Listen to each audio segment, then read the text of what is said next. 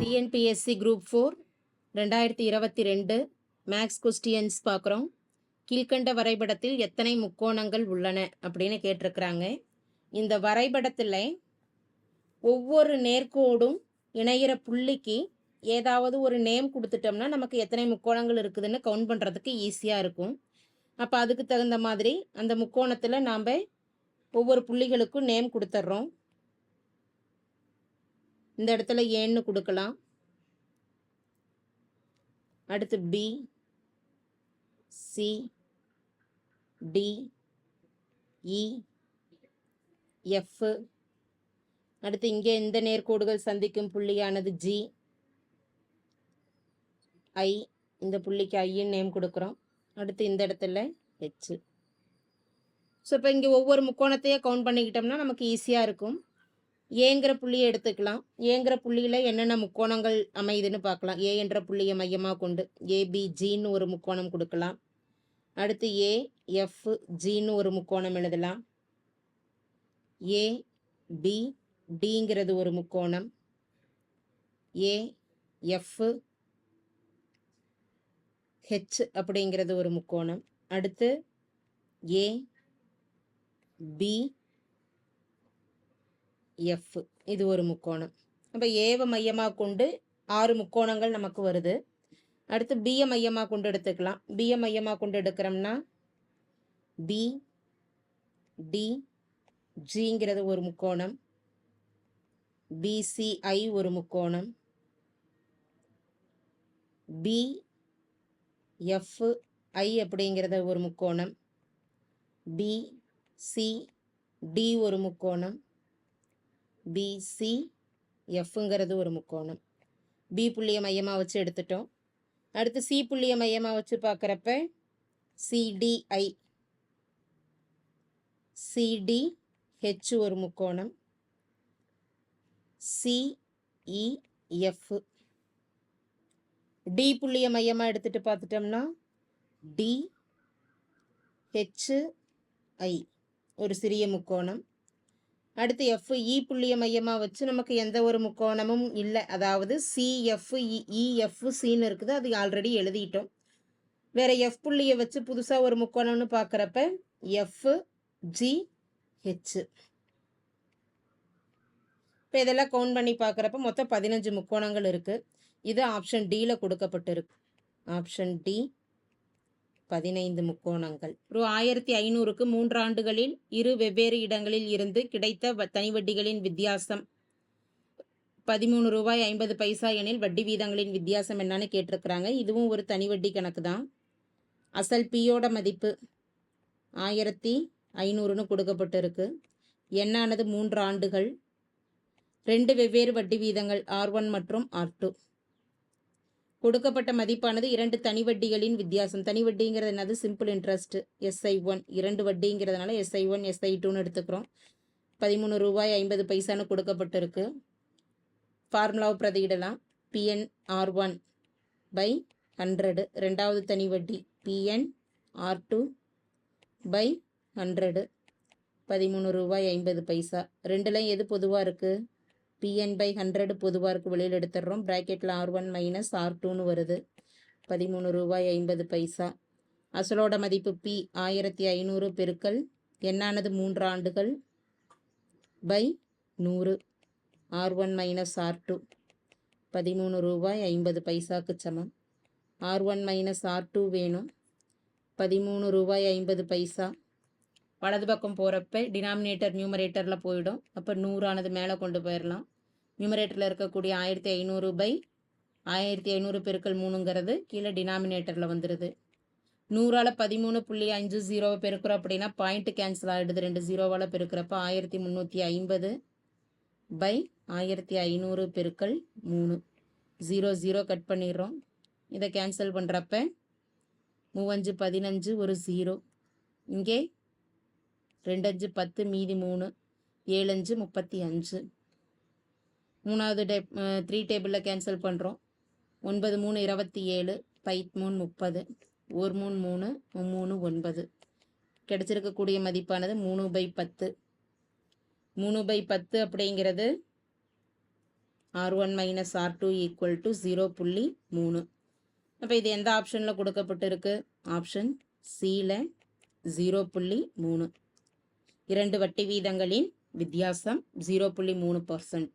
அடுத்த கணக்கு, ஒரு விவசாயி 20,000 ஆண்டொன்றுக்கு 4.5% தனி வட்டியில் ஒருவரிடமிருந்து கடனாக பெறுகிறார். 5 ஆண்டுகளுக்கு பின் அவர் முழுவதும் கடனை அடைக்க செலுத்த வேண்டிய தொகை என்னன்னு கேட்டிருக்கிறாங்க. சிம்பிள் இன்ட்ரெஸ்ட் சம்மு. சிம்பிள் இன்ட்ரெஸ்ட் சம்மில் ஃபார்முலா எழுதிக்கலாம். எஸ்ஐ அப்படிங்கிறது PNR/100. அசல் எவ்வளோனா 20,000 பெருக்கல் என்னானது 5 ஆண்டுகள்னு கொடுக்கப்பட்டு இருக்குது. ஆர் வட்டி வீதம் 4.5 பை 100. 2 0 கேன்சல் பண்ணிடலாம். இந்த 2ஐயும் 4.5ஐயும் பெருக்கிறோம்னா 4.5 பெருக்கல் 2 9ன்னு வந்துடும். 2 0 ஆட் பண்ணிக்கலாம். பெருக்கல் 5. 2 0 0 கட் பண்ணியாச்சு. டினாமினேட்டரில் 1 வரும். பை 1ங்கிறப்ப அதே மதிப்பு தான். 9 5 45 4,500. இது எஸ்ஐ, அதாவது இன்ட்ரெஸ்டோட மதிப்பு. அவர் வட்டியோடு திருப்பி செலுத்த வேண்டிய மொத்த தொகை என்னான்னு தான் கேட்டிருக்கிறாங்க. அமௌண்ட் என்னான்னு. அப்போ அமௌண்ட் வேணும்னா அசல் P+I இன்ட்ரெஸ்ட்டு. பியோட மதிப்பானது 20,000 ப்ளஸ் இது 4,500. ரெண்டையும் கூட்டிட்டோம்னா செலுத்த வேண்டிய மொத்த தொகையானது 24,500ன்னு கிடைக்கும். இது ஆப்ஷன் டியில் கொடுக்கப்பட்டிருக்கு. அடுத்த கணக்கு, முகேஷ் ஒரு நாளில் 2/7 பகுதி வேலையை செய்து முடிப்பார் எனில் எத்தனை நாட்களில் அவ்வேலையை முழுமையாக செய்து முடிப்பார்? ஒரு நாளில் முகேஷ் செய்த வேலையின் அளவு 2/7 பகுதி. இப்போ இதை சுருக்கலாம். 2/7ல் டினாமினேட்டரில் இருக்கக்கூடிய 7 இடது பக்கம் கொண்டு வரப்போ 1 பெருக்கல் 7 7. அப்போ 7 நாட்களில் அவர் செய்த வேலையின் மொத்த அளவு 2.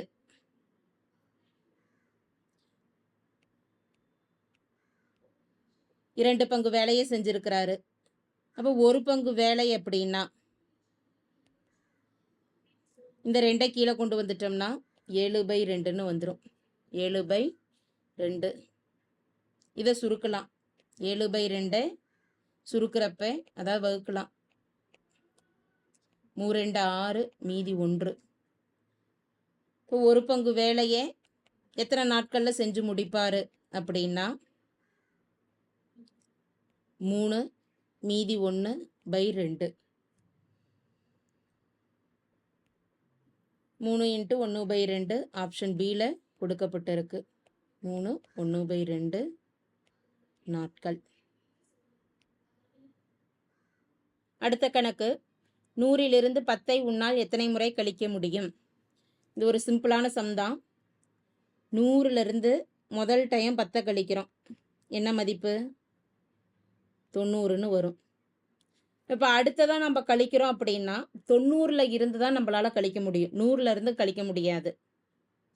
அப்போ 100லேருந்து 10 ஒரே ஒரு முறை தான் கழிக்க முடியும். எந்த ஆப்ஷன்? Option A 1. இதுக்கு அடுத்து கழிக்கிறப்ப 90லேருந்து 80லேருந்து இப்படி தான் கழிக்க முடியும். 100லிருந்து ஒரே ஒரு முறை கழிக்க முடியும். Option A. அடுத்த கணக்கு, எழுத்துக்களின் தொகுப்பு ஒன்று கீழே கொடுக்கப்பட்டு உள்ளது. ஒவ்வொரு எழுத்துக்கும் தனித்தனியே எண் குறியீடு வழங்கப்பட்டுள்ளது. இத்தொகுப்பு எழுத்துக்களை இடம்பெயர்த்து மாற்றியமைத்தால் பொருளுள்ள வார்த்தை கிடைக்கும். அதன்படி புதிதாக கண்டுபிடித்த வார்த்தைக்கான எண் குறியீடுகளை காண்கன்னு கேட்டிருக்குது. RMENBU அப்படிங்கிற நம்பரை பொருளுள்ள ஒரு வார்த்தையாக நம்ம மாற்றணும் அப்படின்னா நமக்கு கிடைக்கக்கூடிய வார்த்தையானது NUMBER நம்பர். அப்போ இதற்கு உண்டான எண் குறியீடு என்னன்னு கேட்டிருக்கிறாங்க. எண்ணுக்குரிய எண் குறியீடை என்ன கொடுத்துருக்குறாங்க? 4. யூக்குரிய எண் குறியீடு 6. எம்முக்குரிய குறியீடு 2. பிக்குரிய எண் குறியீடு 5. ஈக்குரிய எண் குறியீடானது 3. ஆறுக்குரிய எண் குறியீடு 1. இது எந்த ஆப்ஷனில் நமக்கு கொடுக்கப்பட்டு இருக்கு? ஆப்ஷன் பியில் 4 6 2 5 3 1. இது தேவையான எண் குறியீடு. அடுத்த கணக்கு 5 ஒரு பகுதி மற்றும் 8 ஒரு பகுதி என இரு பகுதியாக பிரிக்கப்பட்ட எண் 94 விகிதம் 3:4 எனில் அதன் முதல் பகுதி என்ன அப்படின்னு கேட்டிருக்கிறாங்க. 94 அப்படிங்கிற எண்ணானது 2 பகுதிகளாக பிரிக்கப்பட்டு இருக்கு. அப்போ முதல் பகுதி 94 அப்படிங்கிற எண்ணோட முதல் பகுதி என்னான்னு தெரியாது, அதை எக்ஸ்ன்னு எடுத்துக்கலாம். இரண்டாவது பகுதி மொத்த மதிப்பானது 94. 94ல் முதல் பகுதி எக்ஸ், அது என்னன்னு தெரியாது. அப்போ 94ல் இந்த எக்ஸை கழிச்சிட்டோம் அப்படின்னா அது இரண்டாவது பகுதியோட மதிப்பாக இருக்கும். இப்போ இரண்டாவது பகுதி அப்படிங்கிறது 94 மைனஸ் எக்ஸ். ஒரு ரேஷியோ கொடுத்துருக்குறாங்க. 5 ஒரு பகுதி, முதல் பகுதி எக்ஸு. அந்த முதல் பகுதி எப்படி இருக்குதுன்னா 5 ஒரு பகுதியாக இருக்குது. 5 ஒரு பகுதிங்கிறப்ப 1/5ன்னு எழுதலாம். ஈஸ்டு இரண்டாவது பகுதி, இரண்டாவது பகுதியானது 8 ஒரு பகுதின்னு கொடுத்துருக்குறாங்க. இரண்டாவது பகுதியோட மதிப்பு என்ன? 94 மைனஸ் எக்ஸு. அது 8 ஒரு பகுதி. அப்போ 1/8ஆல் இதை பெருக்கிக்கிறோம். இந்த மதிப்பானது எதற்கு சமம்? அதனுடைய விகிதமானது 3:4ன்னு கொடுத்துருக்குறாங்க. இதை சுருக்கணும்னா நமக்கு முதல் பகுதி என்ன, இரண்டாவது பகுதி என்னன்னு தெரிஞ்சிடும். எக்ஸ் பெருக்கல் 1/5ங்கிறப்ப x/5 is to 94 minus X 94 minus X by 8 equal to 3:4. ரேஷியோவில் இருந்ததுன்னா பின்னத்தில் எழுதலாம். x/5 பை 94 minus X divided by 8 equal to 3:4. x/5 whole ஃப்ராக்ஷனில் இருக்குது அப்படிங்கிறப்ப cross 8/94 minus X equal to 3/4. பின்னத்தில் எழுதிடலாம். இதை சுருக்கலாம். அப்படி சுருக்கிறப்ப மதிப்பானது கிராஸ் மல்டிபிள் 8x பை 5 பெருக்கல் 94 மைனஸ் எக்ஸு ஈக்குவல் டு 3/4. இங்கே கிராஸ் மல்டிபிள் பண்ணலாம். 8 பெருக்கல் 4 32x ஈக்குவல் டு 5 15 பெருக்கல் 94 மைனஸ் எக்ஸு 32x. இதை பெருக்குவோம். 15 பெருக்கல் 94 அப்படியே வச்சுக்கலாம். Plus into minus minus 15x. X எல்லாம் ஒரு பக்கம் கொண்டு வந்துட்டோம்னா 32x மைனஸ் 15x இடது பக்கம் வரப்போ ப்ளஸ் 15x ஈக்குவல் டு 15 பெருக்கல் 94. 32 ப்ளஸ் 15ஓட மதிப்பானது 47x ஈக்குவல் டு 15 பெருக்கல் 94. இப்போ எக்ஸ் ஈக்குவல் டு மதிப்பு 15 பெருக்கல் 94 பை 47. ஓர் 47 2 47 94. எக்ஸ் ஈக்குவல் டு 15 பெருக்கல் 2ஓட மதிப்பானது 30. 5 2 30. இது எந்த ஆப்ஷனில் கேட்டிருக்கிறது? முதல் பகுதி தான் கேட்டிருக்கிறாங்க. முதல் பகுதியை எக்ஸ்ன்னு எடுத்ததுனால எக்ஸோட மதிப்பு 30. ஆப்ஷன் பி 30 முதல் பகுதியின் மதிப்பு. அடுத்த கணக்கு கொடுக்கப்பட்ட 3 எண்களின் பெருக்கல் பலன் 1875 மற்றும் அவற்றின் மீப்போவா 5 எனில் அவற்றின் மீப்போமா என்னான்னு கேட்டிருக்கிறாங்க. 2 எண்களின் கொடுக்கப்பட்டு மீப்பேவா மீசீமாவுக்கு உண்டான நிபந்தனை A cross B equal to LCM cross HCF. இது 2 எண்கள் தெரிஞ்சதுன்னா 2 எண்களுக்கு மேற்பட்ட எண்கள் கொடுக்கப்பட்டிருந்து எல்சிஎம்முக்கும் HCFக்கும் உண்டான ரிலேஷன் அப்படின்னா ப்ராடக்ட் ஆஃப் என் நம்பர்ஸ், எத்தனை நம்பர்களோட மீப்பேவா மீசிமா கொடுத்துருக்குறாங்களோ அது எல்லாத்தையும் பெருக்கிக்கணும். எதற்கு சமம்னா HCF பவர் n-1 பெருக்கல் LCM.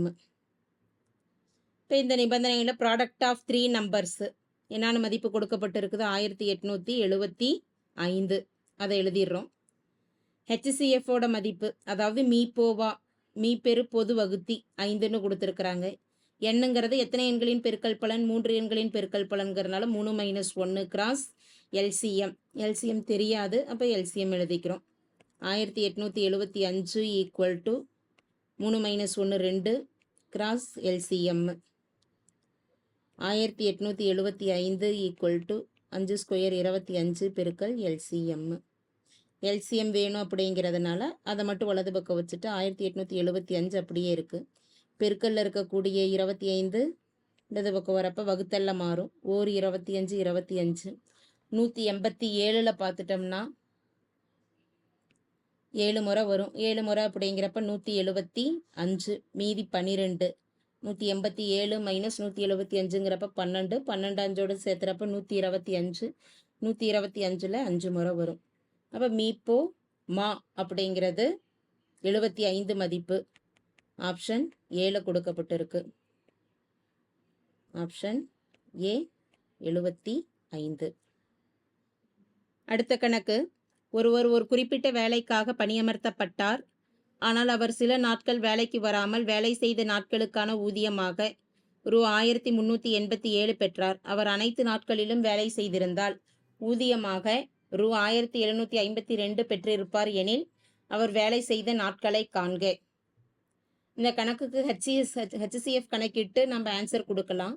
அது ஒரு லென்த்தி ப்ராசஸாக போகும் அப்படிங்கிறதுனால 1752 1387 1752 1387 மைனஸ் பண்ணிக்கலாம். பாரோ வாங்கிட்டோம்னா 12 மைனஸ் 7 5. இங்கே 4 இருக்கும். 14 மைனஸ் 8ஓட மதிப்பு 6. அடுத்து 3 6 மைனஸ் 3ஓட மதிப்பு 3. 365ன்னு கிடைக்குது. கொடுக்கப்பட்டுள்ள எண்ணெய் 1387 இந்த 4 ஆப்ஷன்லையும் நம்ம வகுக்கிறோம். 4 ஆப்ஷன்லேயும் வகுக்கிறப்ப ஒரு 19ஆல் வகுத்துட்டோம் அப்படின்னா 138ல் 7 19 வரும் 133. மீதி 5 57ல் 3 முறை 73ங்கிற மதிப்பு. இந்த மீதியை 365 இங்கே டிவைட் பண்ணி கிடச்ச 73ஆல் வகுக்கிறோம். 5 முறை வரும். 1752 தொகையில் 1387 கழிக்கிறப்ப 365. 365 73ஆல் வகுக்கிறப்ப 5ன்னு வருது. அப்போ அவர் வேலை செய்யாமல் இருந்த நாட்களானது 5 நாட்கள். வேலை செய்த நாட்கள் அப்படிங்கிறப்ப எந்த எண்ணால் வகுக்கிறப்ப நமக்கு மீதி பாயிண்டில் வராமல் கிடச்சதோ அந்த எண் தான் நமக்கு ஆப்ஷனாக இருக்கும். இப்போ 19 நாட்கள் அவர் வேலை செய்த நாட்கள் தான் கேட்டிருக்கிறாங்க. அப்போ ஆப்ஷன் ஏ 19. அடுத்த கணக்கு. ஒரு செவ்வகத்தின் ஒரு பக்கம் 5 சென்டிமீட்டர் மற்றும் அதன் மூலை விட்டம் 13 சென்டிமீட்டர் எனில் செவ்வகத்தின் பரப்பு காண்க. அப்போ இதுக்கு மதிப்பு கணக்கிட ஒரு செவ்வகம் நம்ம வரைஞ்சிடலாம்.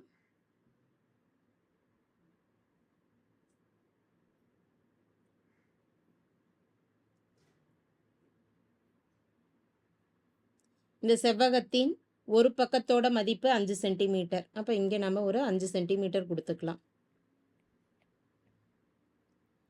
செவ்வகத்தின் மூலை விட்டம் 13 சென்டிமீட்டர்னு கொடுத்துருக்குறாங்க. எனில் செவ்வகத்தின் பரப்பு. செவ்வகத்தின் பரப்புக்குண்டான ஃபார்முலா, பரப்பை ஏன்னு குறிப்பிடுவோம். நீளம் பெருக்கல் அகலம் சதுர அலகுகள். எல் இன்ட்டு பின்னு கொடுக்கலாம். இப்போ நீளம் அப்படிங்கிறது நமக்கு என்னவா இருக்கும்? இந்த பக்கம் தான் நீளம், அந்த பக்கம் தெரியலை. இப்போ இங்கே ஒரு பித்தாகரஸ் தியரத்தை நம்ம பயன்படுத்திட்டு இதுக்கு ஒரு மதிப்பு கண்டுபிடிக்கலாம். நீளத்தோட மதிப்பு என்னான்னு செவ்வகத்துக்கு ஒரு நேம் கொடுத்துட்டோம்னா ABCDன்னு ஒரு நேம் கொடுக்குறோம். பித்தாகரஸ் தேற்றத்தை பயன்படுத்துகிறப்ப கர்ணம் ஸ்கொயர் ஆனது எதற்கு சமம்?